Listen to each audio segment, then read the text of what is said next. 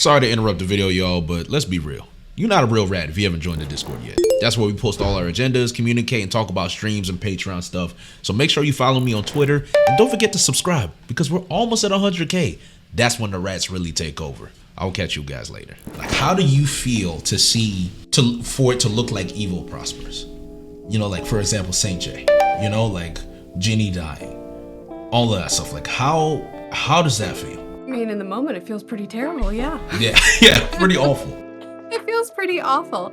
I don't know how much you want to rely on us talking about our faith in this stream, but for Kuma, at least, Nika is here.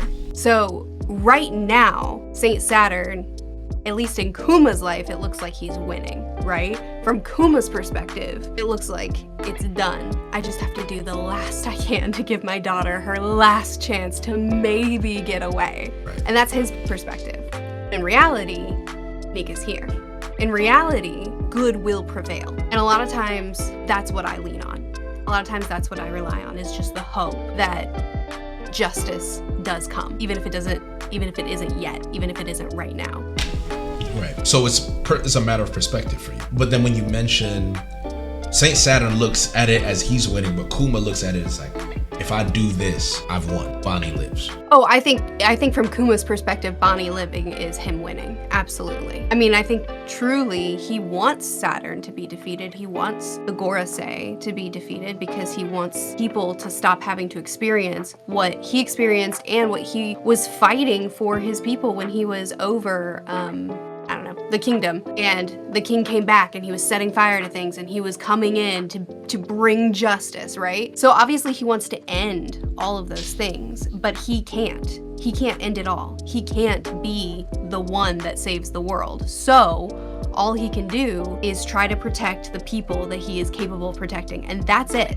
That's life to him. That's everything to him. So I would assume from his perspective, if I could just get Bonnie to be able to escape, to have another day of life, then I've done my job, and I don't really care if I make it out or not. From Kuma's perspective, that's 100% true. My other concern is when it comes to the world as a whole. So Saint Saturn, you don't like him, terrible guy. He controls the world. Him and all the other Gorosei. Nobody knows what Kuma's going through besides Vegapunk and Dragon and a couple of revolutionaries. To the rest of the world, their peace is the Gorosei being correct. Their peace, nothing happening to them, is the Gorosei doing the right thing. I feel like that's what makes it scary for me, is that the world that they're controlling, as long as they're in control, the world is right. And somebody in the chat mentioned Doflamingo's line, like, winners become justice, Doflamingo, right? It is nauseating for me to imagine that there is millions of people that believe that the world is the way it's supposed to be and that they are being protected and their peace is being safe, and they die of old age believing the girls they are correct, when there is somebody like Kuma is being so disrespected in a way, it makes me so angry, which makes me question the morality of the world. Because then we have the morality of the world, and it's like, okay, good versus evil. But sometimes morality is placed on the benefit of, am I okay? And is my neighbor okay? Then everything's good. But in actuality, in the grand scheme of things, you being okay and your neighbor being okay is probably bad for somebody else 2,000 miles away, because you are benefiting off the evil decisions of somebody else. Meanwhile, they are suffering because of the evil decisions of somebody that is benefiting you. So it's like, it makes me almost disillusioned with the world we live in. Like, and obviously I know what our answer is. Like, okay, we have faith in truth and all of that with our faith. But when it comes to, when you're taking out the faith element, which is wild to say, but just stay with me here. When you're just looking at the world for what it is currently, is it not easy to just be completely disillusioned with the world? Yeah, I mean, bringing it into a more one-to-one, like, practical sense, this is me asking for clarity if this is what you mean. Are you talking about in the sense of, like, I'm fed and I'm clothed, and so is my family, but me being fed and me being clothed means fast fashion is happening, so people are working in inhumane work conditions, and I'm fed means that these people, like, me being okay means that these other people are being exploited. Is that kind of what you're talking about? Yep. Yeah, that sucks. I honestly don't know. Like, you're right, it's a disillusionment because it's the reality of, and you know, then we could have the conversation about, okay, overconsumption. Do we have enough? Yes. Neato. I have clothes in my closet. Great, I'm done buying now, right? Like, we have those little practical, tangible things, but it doesn't end fast fashion. It doesn't end the exploitation of humans. So what? And that so what is the really painful thing to look at, because we realize that we are a single person on a wide earth, and it's a wide earth filled with people who could not care less about exploiting people. Okay. And so it'll continue. So then my question to you, because I'm put it beautifully, is do we just accept that reality? Do we just accept that? Yeah, okay. So in what way? Okay, so you say no. Why? So practically, and you can answer these questions too, Jay. You know, I can. I just love putting you on the spot because you're cooking, but the chat's like, we want to hear more. And like, I can give you an answer. I can give you my answer, but I'm curious to hear your thoughts. But okay. So practically, my personal belief is that if each individual that cares pick a cause and try, then we might could get somewhere. We might could help some people. So for me, I super duper care about kids, right? So we've adopted once. I'd love to adopt again. We donate our time and some of our finances to a it's like a gap in the wall for foster families. They provide food and toys and resources to foster families who are getting kids so they can take care of those kids. And we have another organization that we participate with as well. So like, the point is, I really, really care about getting kids families. So I try to help some kids get families, right? And that means that a whole lot of kids are getting no help because I'm one person. But if each one person would just pick one thing and give a little bit, then we could help some people. Could we help everybody that way? No, because some people still suck. But those of us that want to try to help a little bit, we can make some difference. And I think that that's what Kuma does, right? Like, that's what Kuma does. He can't save the whole world, but he can save his daughter, and he can help the kingdom that he's a part of. And he can give of himself to try to help those who have less than he does. And that doesn't mean that he is able to save everyone in that kingdom, but he can do something. And I think that most of us can do something. So this is why I wanted you to answer that question. That's exactly why I wanted you to answer that question, because it's that type of mentality that makes, it's like, use what you have and do what you can. You're not a superhero at the end of the day. You're not gonna save everybody. But saving one person, that one person that's saved can save somebody else. You always wanna start a chain reaction.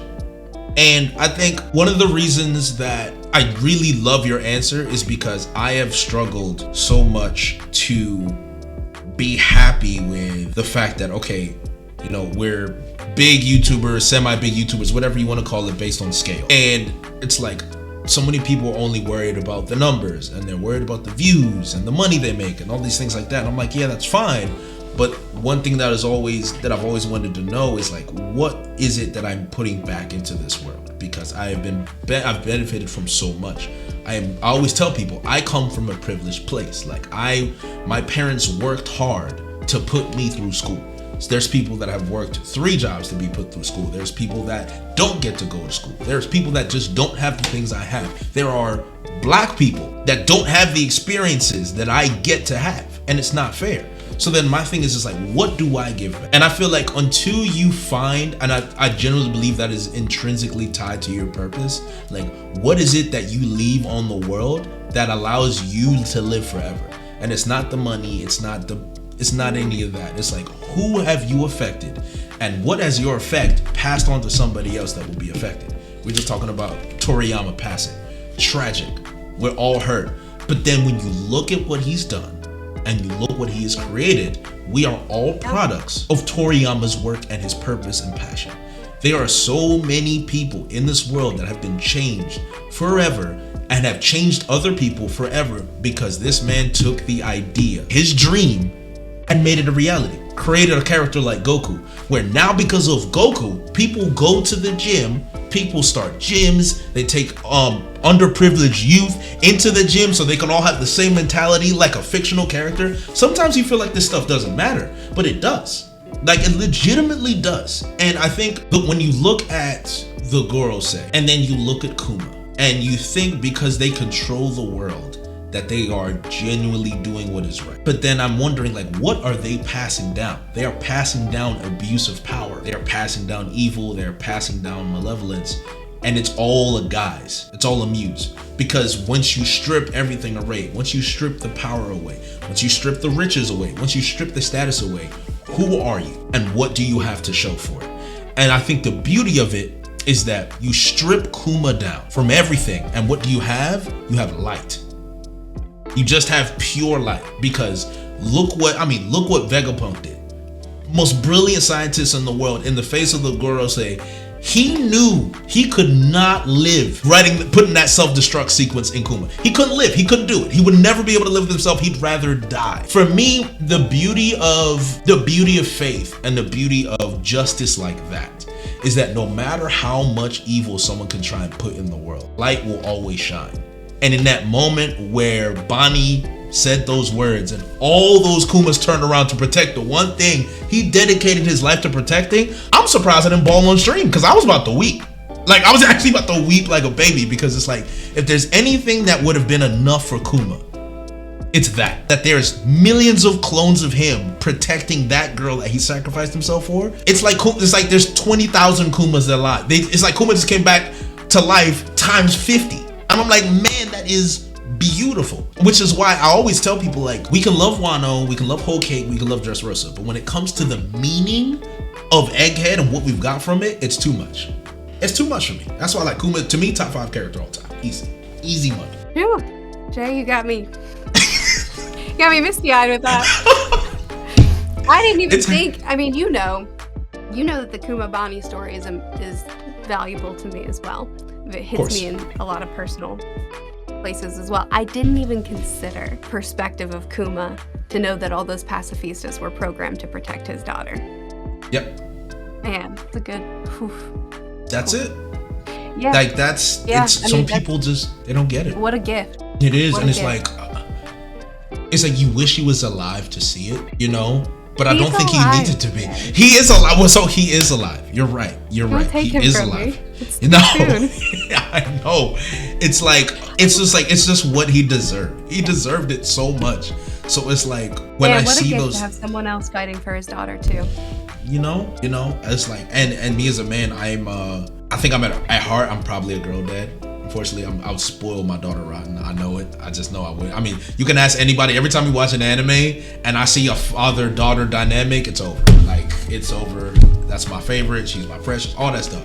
So I think that hit even more for me, because I think when it comes to being a good man, a lot of us like to focus on the physical, you know, and focus on the stoicism and the masculinity and like pseudo masculinity and stuff like that. I think a lot of times in my life, I wanted to be that. I wanted to be the ideal alpha male man because I felt inadequate if I'm not that way. And in many ways, I still have to grow. But I think something that I always love to see is a father protecting his own, protecting his family, protecting his daughter specifically. My dad raised me to take care of my mom and my sister no matter what. That's how we were raised. So like, when I see Kuma sacrifice everything, like when I say everything, I mean literally everything for Bonnie. I'm like, it's too close to home. To the point where when Alpha was ripping those letters up, oh, that was a very bad side of me. Very bad side of me came out when I saw that. I'm like, and then she starts crying and sobbing. I'm just like, bro, can you imagine that? Yeah. No, I can't. I can't. Yeah, nah, it's crazy. Even the chat's like, I'm punching it right now. Go ahead. Bringing it back to, so what, right? Like, so what are we supposed to do with what the world is? I think, you know, we have a finite amount of resources, and obviously we want to give our resources to people who have less resources. But you spoke of Toriyama. We could also talk of Oda.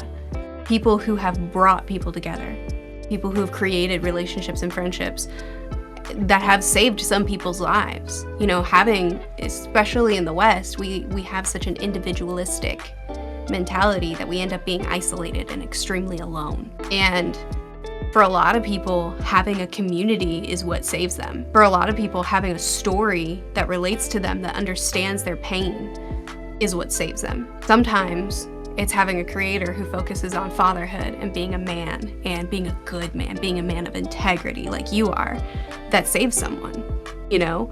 So there's a lot of ways to try to give to the world that could actually influence someone's life in a positive way. And it's these daily decisions that we make and that other people make for us. I mean, I could name multiple times where I've been in a dark place and just one thing that someone said to me has pulled me out of it, or has given me the strength to start pulling myself out of it, right? And I've had people actually invest in me when I don't really think that at the time I was worth investing in, but they did, and that saved me. And I wanna be that for people, you know?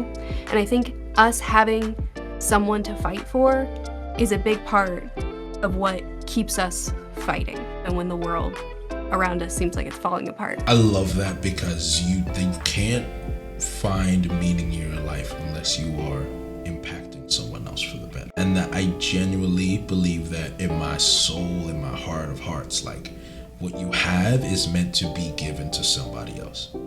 I agree.